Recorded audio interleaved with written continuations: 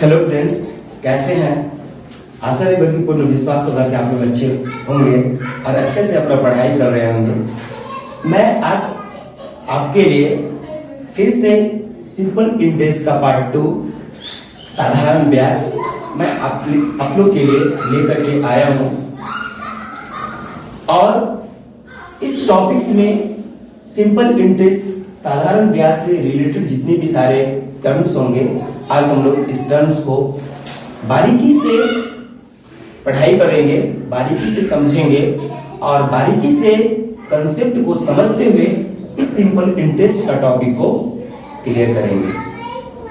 Simple interest साधारण ब्याज, जब हम किसी से पैसा उधार लेते हैं, किसी दोस्त से, किसी संबंधी से, तो उसके बदले जो हमको एक्स्ट्रा पैसा पे करना पड़ता है, सबसे पहले नंबर 1 पे जो हमारा जो टर्म है वो है मूलधन। मूलधन को हम लोग इंग्लिश में प्रिंसिपल के नाम से जानते हैं। ये प्रिंसिपल क्या होता है? जब हम किसी से, अपने दोस्त से, अपने सगी संबंधी से जब हम उधार पैसा लेते हैं या हम किसी को उधार पैसा देते हैं, तो वो जो हमारा जो रकम जो होगा वो प्रिंसिपल कहलाएगा, मूलधन कहलाएगा। जैसे हम किसी बैंक से भी पैसा उधार लेते हैं तो वो भी प्रिंसिपल हुआ। अगर हम किसी कोई भी गाड़ी वगैरह कोई भी चीज को हम लोग फाइनेंस करवाते हैं तो वो भी हमारा मूलधन ही कहलाता है। तो मान लीजिए कि हमने किसी से 10,000 रुपया उधार लिया या मैंने किसी को 10,000 रुपया उधार दिया, तो ये हमारा जो हुआ वो प्रिंसिपल हुआ, यानी मूलधन हुआ। लेकिन कुछ कुछ ऐसे व्यक्ति होते हैं हमारे समाज में, हमारे आसपास में, जो हेल्प के नाम पे तो नहीं, मदद के नाम पे नहीं, अगर हम किसी से पैसा उधार लेने जाते हैं तो हमें उधार नहीं देते हैं, बल्कि कुछ टर्म्स और कंडीशन समझा करके वो हमें पैसा देते हैं। और इस पैसा से वो इसके ऊपर कुछ लाभ कमाना चाहते हैं। और वो लाभ कैसे कमाते हैं? तो इसके में आता है दर, जिसमें आपको बोला जाता है इंग्लिश में रेट। तो ये रेट इंग्लिश में हम लोग रेट के नाम से जानते हैं और हिंदी में दर कहा जाता है। जैसे मैंने किसी से 10,000 रुपया लिया, राम से मैंने 10,000 रुपया लिया है, राम हमको 10,000 रुपया दिया और वो 10% पर एनम, यानी 10% प्रति वर्ष के हिसाब से वो हमको पैसा दिया। और ये 10% जो है वो जो हमारा जो मूलधन जो है वो प्रिंसिपल है।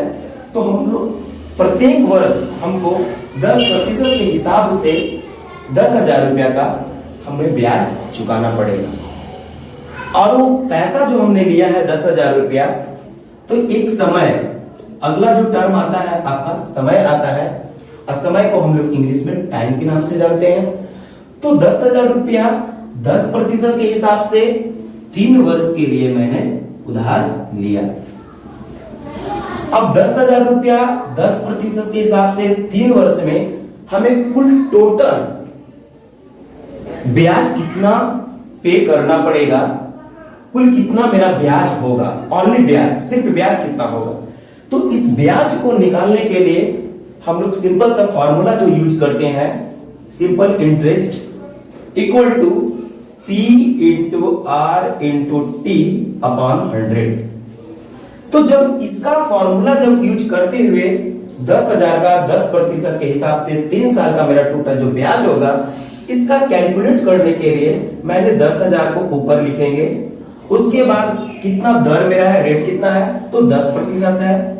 और कितने साल के लिए मेरा टोटल कितना साल हो गया, तो 3 से मल्टीप्लाई कर देंगे और 100 से जब इसको भागा देंगे तो जो मेरा जो कट करके जाएगा, तो आपका यहाँ पे 1 जीरो, यहाँ पे आपका 2 जीरो, 3 जीरो, और इस टोटल जो मेरा ब्याज जो पे करना पड़ेगा वो टोटल मिलाकर के कितना पे करना पड़ेगा, 3,000 रुपये। कितना पे करना पड़ेगा, 3,000। अब ये 3,000 मेरा 3 साल में टोटल ब्याज हुआ। अब ब्याज समेत और मूलधन समेत जब हम राम को जिससे मैंने पैसा उधार लिया था, उसको जब हम देने जाएंगे तो वो टोटल पैसा वो मिश्रधन कहलाएगा।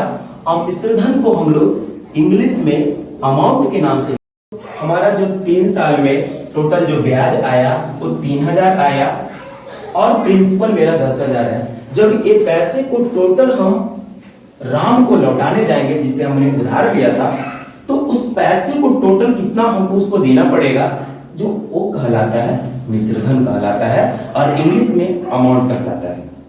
तो आइए अब हम लोग अमाउंट को निकालते हैं। तो मैंने प्रिंसिपल कितना मैंने उधार पैसा लिया था, 10,000 रुपया मैंने उधार लिया राम से, और 3 साल तक मेरा जो ब्याज हुआ वो 3000 रुपया हुआ। तो 3000 में इसको अब और हम ऐड कर देंगे तो ये टोटल जो रकम होगा 10,000 और 3 13,000 कुल मिला करके हमको राम को क्या करना पड़ेगा, पे करना पड़ेगा। तो ये आपका सिंपल सा कॉन्सेप्ट, साधारण ब्याज का सिंपल से कॉन्सेप्ट रहा, बेसिक कॉन्सेप्ट हुआ। और हम लोग जो भी पढ़ेंगे इसके आगे अब जो चर्चा चलेगा, तो प्रत्येक टर्म जितने इसमें टर्म आए हैं, मूलधन आया है, आपका दर आया है, और आपका समय आया है, और आपका मिश्रधन आया है, इस सारे को जब हम लोग अलग अलग फॉर्मूले में पढ़ना चालू करेंगे तो उससे भी जितने भी सारे हमारे प्रॉब्लम्स होंगे, चाहे वो हमारा स्कूलिंग सिलेबस का प्रॉब्लम हो, चाहे वो हमारा कॉम्पिटिटिव लेवल का एग्जाम का प्रॉब्लम हो, सारे हम लोग फॉर्मूले के आधार पर क्लियर कर लेंगे।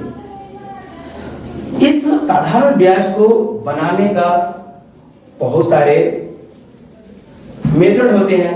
हम लोग कुछ प्रॉब्लम्स को आपका फॉर्मूला से बनाते हैं, कुछ हम लोग रेशियो से बनाते हैं, कुछ हम लोग हुआ फॉर्मूला, और कुछ हम लोग रेशियो से, और कुछ हम लोग लैंग्वेज को क्वेश्चन को पढ़ करके बनाने का हम लोग प्रयास करते हैं। तो अब आइए हम लोग अलग अलग जितने भी सारे टर्म्स आए हैं सभी का फॉर्मूला को एक बार बारीकी से देख लेते हैं, जिससे एक बार हम लोग को पुनः समझ में आ जाए। तो फिर इसको हम लोग नेक्स्ट इंपॉर्टेंट फॉर्मूला, जो साधारण ब्याज का इंपॉर्टेंट फॉर्मूला है, सभी टर्म का अलग अलग हम लोग फॉर्मूला लिखे हैं। सबसे पहले स्टार्टिंग में हम लोग ब्याज, सिंपल इंटरेस्ट, जो बराबर होगा मूलधन गुने समय गुने दर बटा 100, ये हमारा ब्याज का फॉर्मूला है। नेक्स्ट दर, रेट, अगर हमें रेट निकालना है तो कैसे निकालेंगे, अगर ब्याज दिया हुआ है और मूलधन दिया हुआ है और समय दिया हुआ है, लेकिन यहां पे बात आती है कि 100, तो कोई भी मूलधन होता है, कोई भी प्रिंसिपल, वो अपने आप में 100% होती है, अपने आप में 100%। तो अगर हम दर का फॉर्मूला निकालना चाहेंगे तो यहाँ पे दर का जो फॉर्मूला होगा आपका ब्याज गुने 100 बटा मूलधन गुने समय। नेक्स्ट अगर हमको मूलधन निकालना है, ब्याज दिया हुआ है, समय दिया हुआ है, दर निकालना है, दर दिया हुआ है, तो मूलधन का जो फॉर्मूला जो यहाँ पे निकल करके जो आएंगे आप लोगों के सामने, या आप मूलधन को कैसे कैलकुलेट करेंगे, तो यहाँ पे फॉर्मूला आपको ब्याज गुने 100 बटा समय गुने दर को निकाल करके कैलकुलेट करके हम लोग मूलधन को निकाल लेंगे। नेक्स्ट अगर मूलधन दिया हुआ है, मूलधन नहीं दिया हुआ है, और उस स्थिति में मिश्रधन दे दिया है और समय दिया है और दर दिया है, तो उस स्थिति में, उस पोजीशन में हम लोग मूलधन कैसे ज्ञात करेंगे, जब मिश्रधन दिया रहे, समय दिया रहे, दर दिया रहे, तब हम लोग मूलधन की गणना कैसे करेंगे। तो यहां पे होगा मिश्रधन इंटू 100, यानी मिश्रधन को 100 से गुना करके, मिश्रधन को 100 से गुना करके बटे में करके 100 प्लस समय गुने दर, उसके नीचे अपॉन मिश्रधन गुने 100 बटा 100 प्लस समय गुने दर। ये आपस में जब हम लोग कैलकुलेट करेंगे, टर्म्स को बैठा करके जो दिया रहेगा, तो उस स्थिति में हमारा मूलधन निकल जाएगा। नेक्स्ट आपका समय है, अगर ब्याज दिया हुआ है, मूलधन दिया हुआ है, दर दिया हुआ है, समय नहीं दिया हुआ है तो उस स्थिति में हम लोग समय कैसे करेंगे, समय का फॉर्मूला क्या होगा हमारे पास। तो समय का जो फॉर्मूला होगा ब्याज गुना 100 बटा मूलधन गुने दर।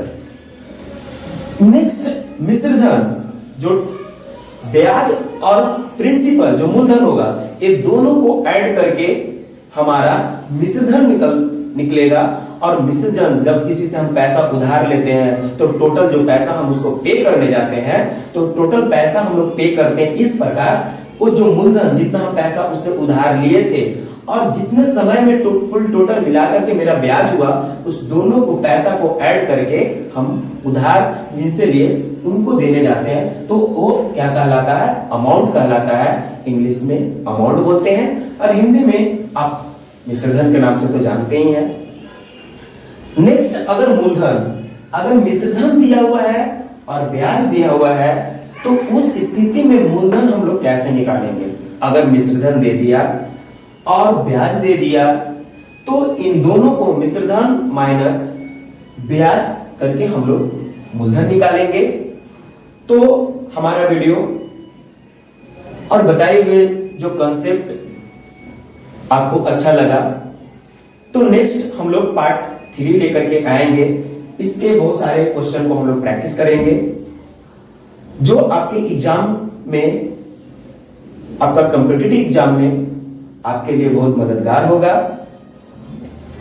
और फिर से मैं एक बार बोल देना चाहता हूं, मेरा यूट्यूब चैनल अभ्यास वाला, हमारे यूट्यूब चैनल अभ्यास वाला पे इसी तरह आपका सब्जेक्ट वाइज हम आपके लिए देते रहेंगे, हम आपको मदद करते रहेंगे।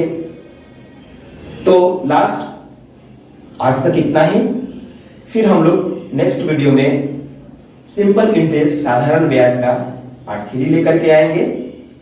वीडियो अच्छा लगा तो शेयर करें, सपोर्ट करें, सब्सक्राइब करें और बेल आइकन दबाना ना भूलें। तब तक थैंक यू, धन्यवाद।